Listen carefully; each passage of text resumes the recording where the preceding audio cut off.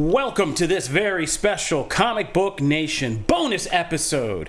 As you can see in the graphic in the background, we are celebrating the release of Marvel's Spider-Man 2 by getting into our own debate of what the top 5 Marvel video games of all time are.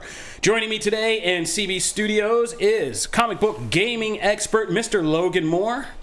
Hello.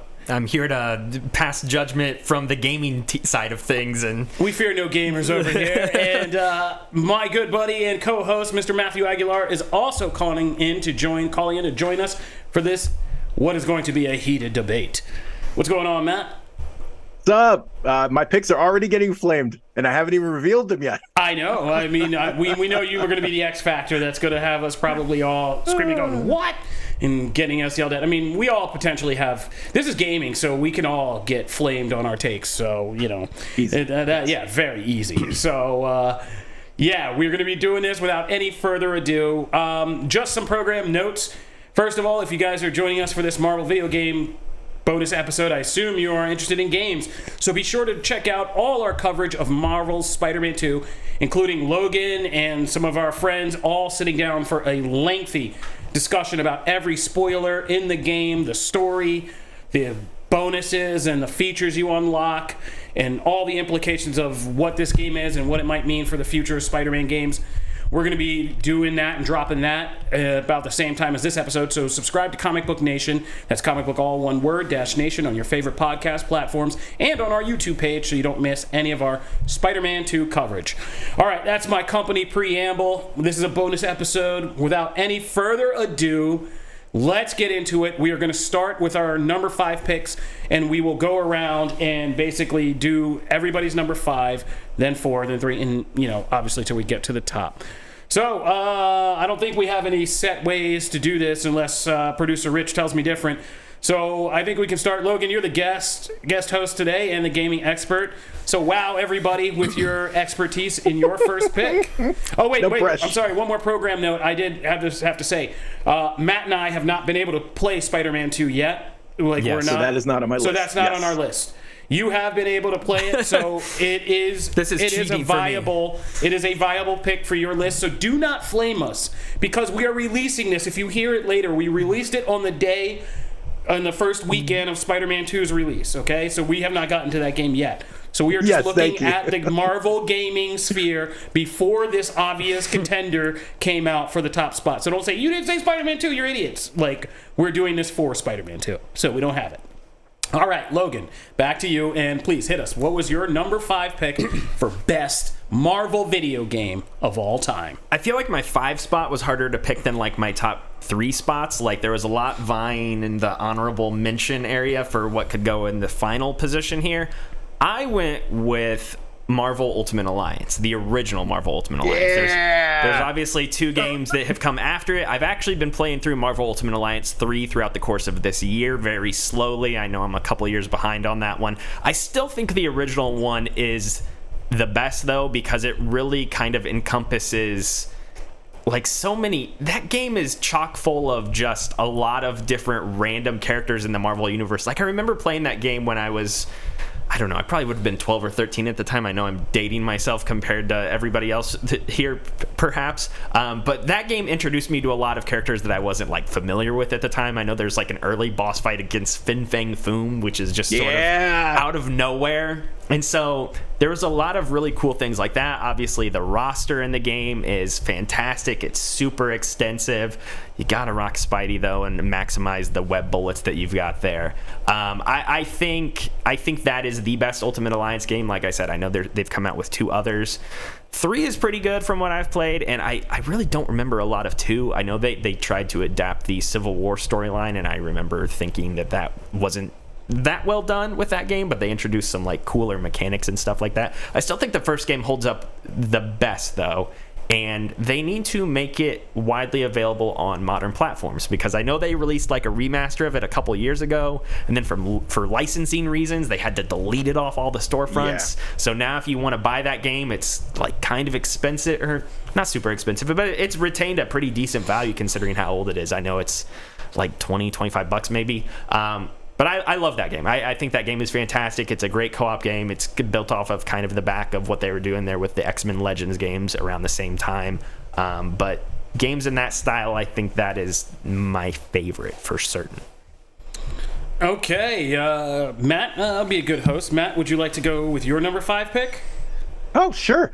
Mine is X-Men Origins Wolverine. That is another one that kind of like Logan alluded to with Ultimate Alliance, which is probably going to be a theme of my list and some of our games here, but like they're hard to play now, or like you just have to play the very dated game. But I think in Origins case, it still holds up pretty well, and that's because unlike the movie it is based on, it was actually a really fun, very authentic Wolverine game. It was brutal, the combat was fun, the comboing, and obviously it's not Arkham Asylum, it's not Spider-Man to these days, but at the time it was really smooth. They really captured kind of the visceral nature of Wolverine.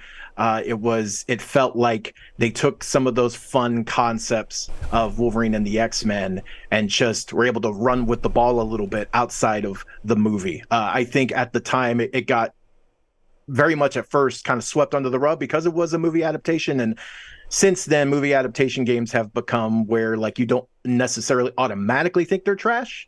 There's actually been some really great ones. At the time though, that wasn't the case, and so it really kind of set a benchmark for what a adaptation could be, also what a Wolverine game could be. The character's been adapted many times in other games, but this one was really one of the first times where like, oh no, I feel like Wolverine. So I give it a lot of props. Again, I would love to see it, and this will be a theme of a lot of games on the list. I would love to see them do not a remaster, because once you get back to a certain degree of time, you need a remake. It's remaster is I remember playing the Ultimate Alliance remaster, and it was fun, and I enjoyed it. I played through a lot of it, but the cracks start to show. You really want to give something a little more time, TLC. But X-Men Origins Wolverine, not like the movie, dope game. You should check it out. All right, that slides over to me then. And my number 5 pick was Marvel's Guardians of the Galaxy, which is a much more recent release. So Guardians of the Galaxy, I believe, was the kind of third big of these new kind of Marvels labeled video games. It was Spider-Man, then Avengers, then Guardians of the Galaxy, which is the most recent. I didn't catch this when it first came out. There was such... And I remember it came out, there was such this weird muddle of like reviews and reactions to Guardians of the Galaxy that it made me kind of like, it put me off. It was skeptical, and it was coming after the same kind of divisive stuff with Marvel's Avengers, and so I was like, oh, okay, well, I guess not. People were really upset that you could only play as Star-Lord. I remember that was like the initial reveal thing that people were upset about. Like, you won't let me play as Groot or Rocket or anybody else here? Like, yeah, and people were mad, and that was a hyper-specific Matt thing. But then, recently... PlayStation really discounted the game and gave it like this second wave push at like $25 or something like that. And I heard that and I was like, okay, well that's less of an investment to check out. And it turns out I really enjoyed it. It's Guardians of the Galaxy is this property that like nobody knew about. Like I covered Phase 1. I was doing this career during Phase 1. Nobody knew when that came out. But it obviously came out and established one of the best, most iconic Marvel Cinematic Universe brands under James Gunn. But since then, it's been kind of curious to see if anybody can really do anything with the Guardians beyond the Gunverse vision of it. So many comics keep now trying to ape that whole thing and do it, and it doesn't necessarily work. But this game is probably the most successful adaptation of Guardians since Gunn started making the movies. And so, like, yeah, it's successful in selling you on these characters. And it's fun. It's kind of just a fun game. The characters are fun. It nails the key thing is their kind of oddball family dynamic. Yeah. The dialogue, the recordings, the conversations they have, the conversational choices you can make are almost as fun as playing the actual game itself. And there are definite problems with Guardians of the Galaxy. The gameplay gets a little wonky, like targeting, trying to control this whole group of characters can get a little wonky. Some of the kind of AI with your characters is really bad. I'm like, Groot, you should not be dying right now. Like, me having to come get you up is a pain in the butt. but it's fun overall. And like when you do the team up where they get around the Walkman and you have to pick how to do an inspiring speech and all that, it does what these games are primarily supposed to do, is make you feel like these characters in a fun and kind of immersive way. And I believe that this game does more for the Guardians and their world and showing you like what space they occupy in Marvel than even Gunn's films, which can still feel very closed and bottled and small. So, great game. I played it with my son. He's loved it, and he just loved watching me play and hearing the kind of movie, the mix of movie and gameplay style that it kind of walks. So, I think it was underrated and kind of, over-criticized. But it turns out Guardians of the Galaxy is one of the better, and just visually and just artistically constructed Marvel games I've seen. So, Fantastic that's my number game. 5. Yeah. That's back over to Logan. Now we're getting into the 4 picks. Number 4.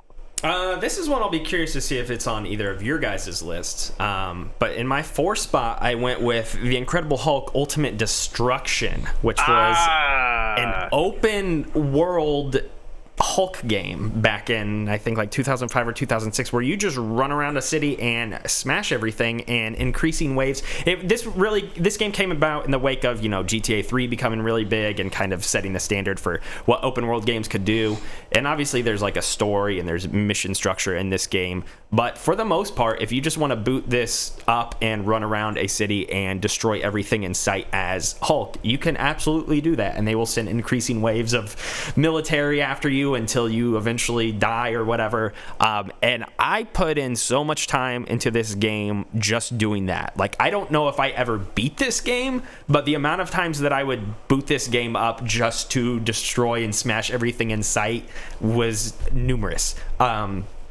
This is really the best Hulk game ever made, in my opinion. Really, there's nothing else that contends. They haven't really done any other Hulk video games, which is wild to me because it's just this game, I think, still holds up in so many ways. And in fact, what I think is really interesting about this game too is it was developed by the same team that went on to make the Prototype games, if you guys are familiar with those. Oh, so this is all the same studio. So if you've ever kind of wondered why this is really like the thing that spawned the Prototype series, because those games are obviously so similar with one another. And there's just a lot of, like I said, cool different moves you can use in this game. You can pick up cars, you can create metal fist with them and stuff like that. You can run up the sides of buildings, you can jump extremely high in the air across the city. Like it gives you all of the abilities of Hulk that you would expect to have in a Hulk video game, and it doesn't feel limited in any manner. And I think it's really, again, I think it's super impressive that this game is like almost 20 years old at this point, and this is still the go-to Incredible Hulk game in my mind. If you've not played it before, I absolutely recommend that you look it up or you try to get a hold of it. Again, I'm sure it's probably like expensive because there's been no remasters or remakes or anything like that with it. But this game is awesome. I adore this game. Yeah, this and that. Weirdly enough, I enjoyed even that Hulk one based on the movie that came out like a couple years before this one. And this one, these two were kind of got lost in the mix for me because they were so close together in terms of like year. But yeah, this was like the early precursor of Ultimate Destruction, is that early precursor to like Spider-Man and all these games we're talking about, where it captured like making you that character and just letting you kind of run wild with it. So yeah, I think there was an Incredible Hulk game based on the movie as well, but I never played that one. So this was 2006. There was a video game called Hulk, which was based on the movie and was the Ang Lee movie. Yeah, a lot like this, which was kind of more open world and like just kind of doing that whole thing. And then there was an Incredible Hulk Game Boy Advance one that also came out, which was based on the comic books around the same time. So yeah, they were banking on Hulk being Marvel's big video game icon, like in the early 2000s. So, which, understandably, I mean, you just throw in some Rampage dynamics with a Hulk. Yeah, man. There's untapped potential. Like they could absolutely do a Hulk game nowadays, and it could just honestly be a modernized version of some of these older games. I would just call it Hulks and put on a whole bunch of them. Put in Joe Fixit, put in Red She-Hulk, Red Hulk, She-Hulk, but just put in everybody. Yes, and just let them go to town on a town. All right, Matt, what's your number 4 pick? Mine is on oldie but a goodie, Marvel vs. Capcom 2. I say Marvel vs. Capcom 2 because it is the one that while I played the other ones, this one was on the Dreamcast. My favorite console of all time. So yes, I'm gonna have a little predisposed love for this one, but I'm already a huge fan of Capcom's fighting franchises. Street Fighter is one of my favorite games, so to not just be able to pair that with the Marvel universe, but also, they did such a great job of like capturing the way those characters move, the abilities, the supers, like all that stuff. Like, I mean, filling the screen with a giant optic blast, or I like Maximum Spider. Like, so many of those phrases come to mind when you're thinking of those games, and it's become iconic. I enjoyed 3 and the kind of Ultimate Edition, the most recent versions, but they don't. They're not as, to me, as addictive and solid as 2 and even the original. There's just something about those games that captures a certain feel to combat. So I will always still go back to those. I adore them. The animated style is just still gorgeous. I love it. One of my favorite fighting games of all time. Awesome. Let me chime in with one thing, because this isn't on my list. Quick shout out to the character select music in that game. The best character select music in any fighting game of all time, by far. Not even a contest. All right. Yep. That's way too specific for me. I mean, but I'll let you gamers argue that one out. My number 4 pick is also Marvel Ultimate Alliance. I picked this because this was a highly kind of addictive game, but I also picked a lot of things for significance. And this was that first kind of action RPG where Marvel stumbled into that action RPG lane, which, this was the early precursor to everything that has now led to things like Marvel Snap and all that. But this was game-changing, no pun intended. Like, the selection of Marvel characters that you could pick from, the cell shading, animation style, all of that was this big jump from what they had done with X-Men Legends. And X-Men Legends 2 was pretty popular. So when that came out and people were like, well, what do you do next? And then you get Marvel Ultimate Alliance, which is that concept just expanded with so many more Marvel characters and these crazy things. This was like the comic book reader's game, like Marvel game that you got into. And like you said, there's like fights with Fing Fang Foom that some people, normal, like mainstream people are like, what is going on? And Marvel people are like, oh my God, this is great. So the gameplay, the revolutionary kind of way of what they did with that game, and kind of the jump from X-Men Legends to this game, which also kind of colors another pick on my list, as you'll see later, made me pick Marvel Ultimate Alliance. And so I think it still holds up. And is, again, even if they kind of replace the classic cell shading and kind of upgrade the graphics, is this one's prime for like next gen or even just mobile play, like remaster, because this one I think would be great on phones these days and stuff, like with other people. Yeah, for sure. Yeah, Marvel Ultimate Alliance is my 4th pick. All right, let's get to the top 3. Logan, what was your number 3 pick? Mine is one Matt has already said, which is X-Men Origins Wolverine. This is the best licensed movie game potentially ever. I'm trying to think if anything else jumps to mind. And there is no, like, this game, it's really funny. You kind of mentioned it, Matt, but like, this movie is bad, but the game is fantastic. This is just a legitimately phenomenal hack and slash action game. I still think about the lunge attack in this game. That is the thing that sticks out in my mind the most, because it's one thing, to just kind of let people go crazy in the midst of a bunch of enemies and bash different buttons. But like, there was a launch attack you could do in this game where you could jump across long distances and like jump on top of people and start stabbing them while they're in the ground. Yes. It's great. And not only that, but this game was rated M. Like, they did not pull any punches with this game.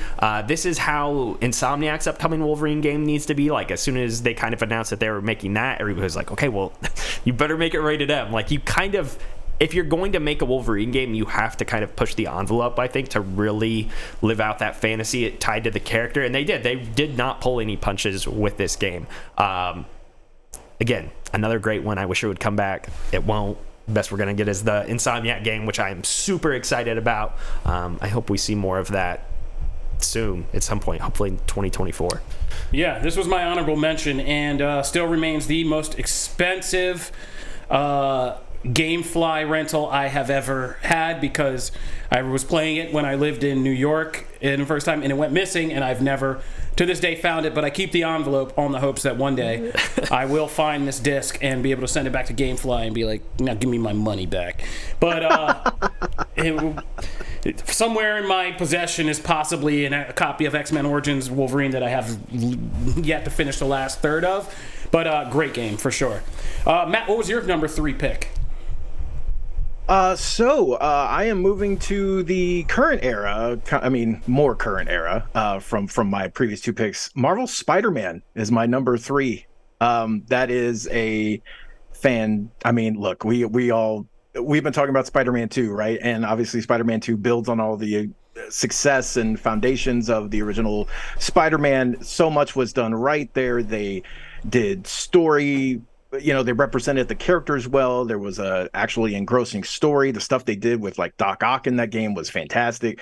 The combat, we hadn't seen a game in the Marvel universe that really had combat that could stand toe to toe with like the Batman games.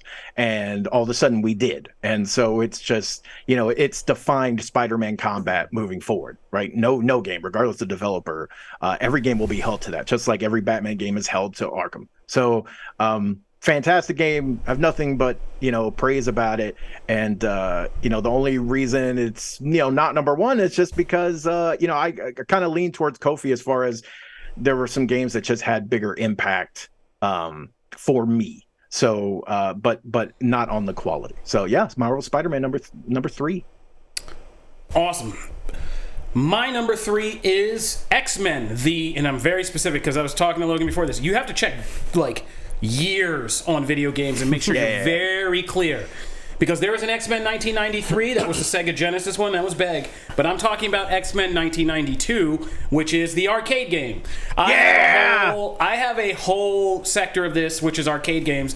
I love you modern gamers, but like I was cut in the days where you had to go into some pretty dimly lit, questionable places with adult men still hanging around, slap your quarters on games, and hope not to get your butt thrashed by a 40-year-old man who has done nothing else with his day but stand there with like $20 in quarters practicing. And so like that's where I had to cut my teeth in malls and private arcades and stuff. But this was a major game changer. I remember when they put this out at the roller rink. Yeah, that's how old I am. At the roller rink in our town. And, we were in our Final Fight bag by then. Like, we were, everybody, Final Fight, Double Dragon, River City Ransom, all these games, the side-scrolling fighter was the game of our day. So when Marvel licensed it, like, they did it, everybody eventually did it, right? You go to any barcade these days, the Simpsons game, Teenage Mutant Ninja Turtles game, and this one are all kind of staples. But this X-Men is arguably the best of the bunch and outlasts and kind of outpaces those other ones I mentioned. Simply because it actually offered you variation. It actually offered you team-based play that made sense with coordinating different abilities, specials, and what each character could do differently. As opposed to The Simpsons, where it was like, everybody's just waiting to pick like Marge or Bart who had the longest reach, right? Because or you want to pick Donatello or Leonardo because they had the longest reach, whereas Raph and Mikey are more likely to get killed faster. So, X-Men had the different combination of people, abilities. You needed Storm, you needed Wolverine, but you needed those long shots from Cyclops, you needed, Nightcrawler to zip around. Dazzler, the fact that they made different arcade consoles with different numbers of players. Some of them had like 3, some of them had 4, some of them had like all 6. Those giant ones. It was an incredible spectacle. It brought people together. It made you work in coordination with total strangers. The music and the animation. I still remember all the music from that game, like when Magneto first comes out and like how scary his music is, and just fighting all those bosses like Blob, Pyro, all those things. They were tough bosses. You lost quarters on those bosses, but not too tough.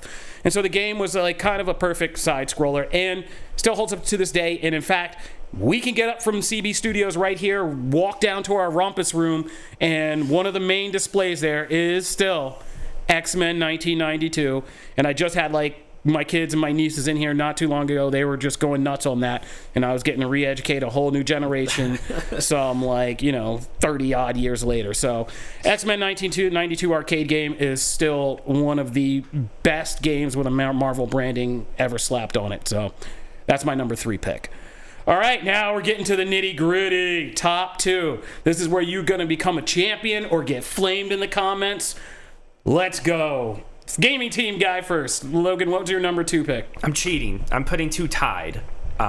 This won't be reflected in the graphics or whatever you're going to see. But I Marvel Spider-Man and Marvel Spider-Man 2. I really do think they are equals with one another, because problems that I might have with the first game are things that I like more about the second game, like the combat and everything in the newest game. Everything I talked about before on our main Comic Book Nation episode, everything with the symbiote, Miles' upgraded powers and things like that. All the combat and all the gameplay in Marvel Spider-Man 2 is better. I think I like the story of the first game more.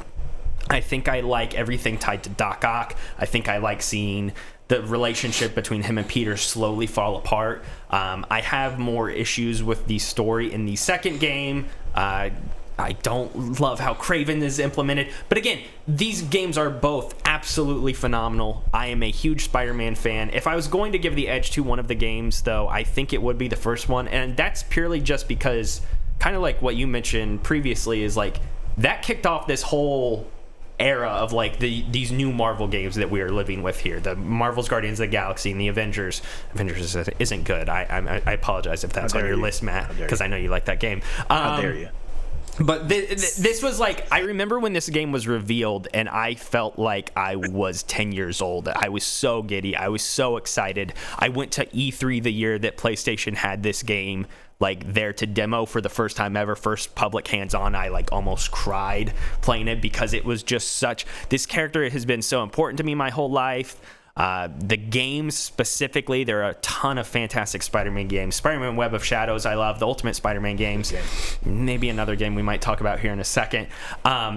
Spider-Man in games has always been a huge thing for me. And so just everything around that first game, the way that it made me feel, and just that excitement, I'm still in shock that we have a good modern Spider-Man game now, because we went through such a lull where it seemed like no one could do anything proper with the character, even though Spider-Man, more than perhaps any other Marvel character for sure, is the most cut out, I feel like, for a good video game adaptation, as we've seen with Insomniac's 2 games. So yeah, all of their work on both of those games, they're really kind of tied in my mind. We'll see if, as time goes on, if one kind of separates itself from the other. But yeah, both of those mainline games are fantastic. Sorry to Miles Morales. It's comfortably in third for me right now. All right. Okay. You guys. Ooh, I don't know, people. You guys, we have Spider-Man at 3 and 2 right now. Okay. Matt, what was? Oh boy, here we go. What's your number 2 pick? No. I don't think I'm going to piss anybody off with this one. You two have mentioned it. It's actually a 3-way crossover. It is Marvel Ultimate Alliance. Okay. That game, that was the last Raven Software Marvel game. And while I adore Civil War as a story, it's actually one of my favorite comic series of all time. And I like some of the innovations there. It was a different studio. And so it just didn't have the same feel, while I liked a lot of other stuff. And Marvel Ultimate Alliance just captured the characters so well. Ghost Rider, Doctor Strange, the characters you felt like you never really had a chance to really be. They captured the abilities so well. The team-based gameplay is fantastic. Being able to switch between people, you always felt like you could, the leveling kept up, so you could leave a character idle and then felt like you could still bring them in later on if you wanted to give someone a try. There was just I'm also an RPG player at heart. And so the RPG elements that are there were so wonderfully implemented. I just think that story, the story itself, is just an excuse to have all these people together. So the story wasn't anything to write home about. The cinematics were fantastic, especially for the time. But the gameplay itself of being these characters, phenomenal. I will go back to that time and time again, and I've played through that several times. I want a remake of that, and it would be awesome to have that someday. So yeah, that's my second pick. Did you play through the third one? I'm just curious. No, because it was only on Switch. I didn't have a Switch. Okay. If they ever port it, it's not going to happen because that was how that game got funded. But like, if they ever port it somewhere else, I will absolutely give it a try. Also, Switch is on my list of things to get at some point. So if that happens, that will be literally the first game I buy. It's key. When your family starts to boot you out of places, you can just say, fine. Grab your Switch and you just go mobile. All right, yeah. It's also... Have they ever made an official tabletop out of Ultimate Alliance? Because it is, like, one of the most tabletop-y games, I think, that I've ever played. There is a new Marvel RPG that is essentially that in a lot of ways. So that one is actually out now. I think the like beta of it, essentially, like where you can do early stuff, early access, is out. I can't remember if it's actually out now or not, but there is a new Marvel RPG for you to do that on. Okay, well, all right. My number 2 pick. Oh man, I just clicked off my list. I'm stupid. So my number 2 pick is the original Marvel vs. Capcom. Same deal. So really my favorite in this whole line was X-Men versus Street Fighter, which is the game that really started it off. And for my money is still the most fun one. But I picked Marvel vs. Capcom because, again, like Marvel Ultimate Alliance, you had this thing that was based in poor X-Men, the X-Men testing ground. And then they just exploded it into a bigger, kind of more expansive concept with more Marvel characters. So, like, I love X-Men versus Street Fighter, but I also like being able to get Captain America and Blackheart and Spider-Man. And that was the game when it came out. I grew up on a college campus, and so, like, middle school through early high school of my, like, heaviest geek phase, I spent a lot of time in that arcade room, and that was the game that they put in that was, like, the big new game. And I love that game. I love the range of characters. Like I said, I love the Infinity Gems and the different powers. And I like Marvel vs. Capcom 1 because after that, things got a lot more complicated. All these hyper good fighting game people started to get involved. Then it became about like aerial combos and 30 combos, never even getting to press a button before you get laid out by people who are really good at switching characters, doing juggling combos and all that. But in the beginning, Marvel vs. Capcom 1 is still simplistic enough as like almost like a more of a Street Fighter game than what Marvel vs. Capcom later became with more of the superhero dynamics. We were just happy to be able to do the down-up big jump. Like that was revolutionary, right? So it was just this perfect kind of encapsulation of simplistic enough fighting gameplay with some fantastical Marvel elements thrown in, and still remains one of the most fun things. Like, there's nothing that's ever going to be more fun to me when you have, like, you're protected by an Infinity Gem and you're taking some beatings as Iron Man, and then they think they got you, and then you just pull out that huge cannon and then just blast somebody all the way across the level and out of the frame. Like, Marvel vs. Capcom, just great kind of mix of franchises. And, yeah. So that's my number 2. I have a question for both you and Matt, because I know you guys grew up with these games more than I did. And Matt, maybe you could answer this more because I know this is like a Dreamcast thing, but where is Children of the Atom fit in for all of you guys? Oh man, I loved that game. That was PS. I think that was PS1, and I think it was on Dreamcast as well, I believe. That game was fun. It was. I remember playing that and loving it, but it wasn't like.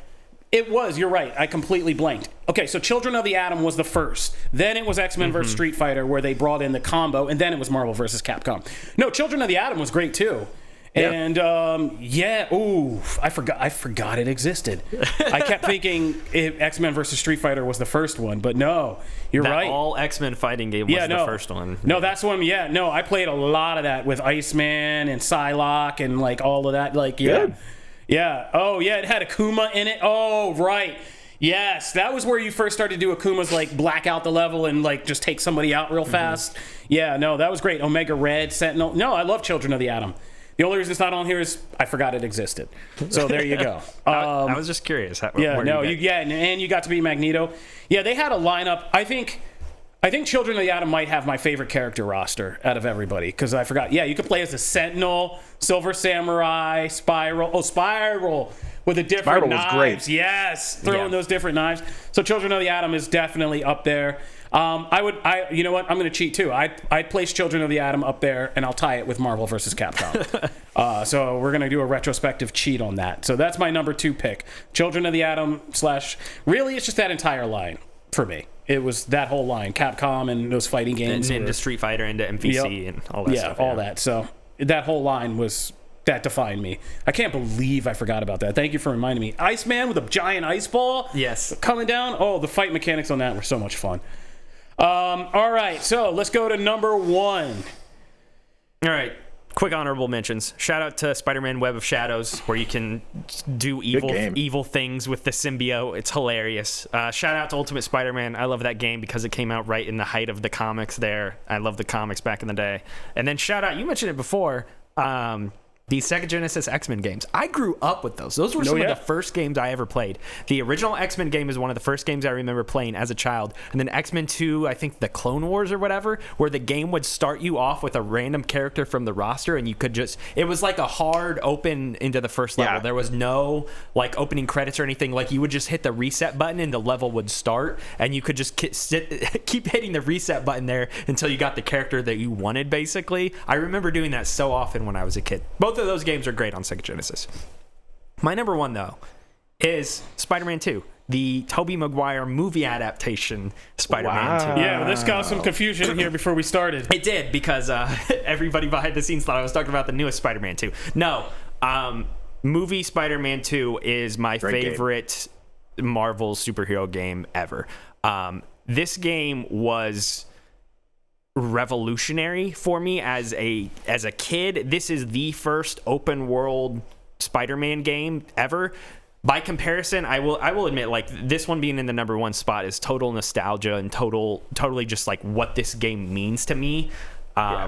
Because obviously the web slinging and stuff like that, it can't match up to what we've got in the modern games. But this is the first time they really just set you loose in New York City, gave you some web slinging mechanics, and you could go off.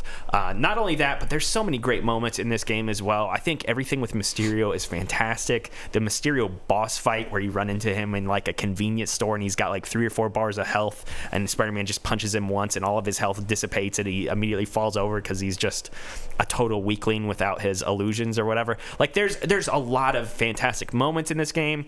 Tobey Maguire's voice acting is not one of them, but like when I think of open world Spider-Man games, this is still what jumps to my mind. And like I said before, the reason that like Marvel Spider-Man, when I first played it, like almost made me want to cry is because this game was so foundational and meant so much to me as a kid. I would come home from school and just not even do any missions or anything. I would just swing around New York City for hours and just like existing within that world and feeling like I had some sort of Spider-Man fantasy to live out on the PlayStation 2 back in the day was just awesome.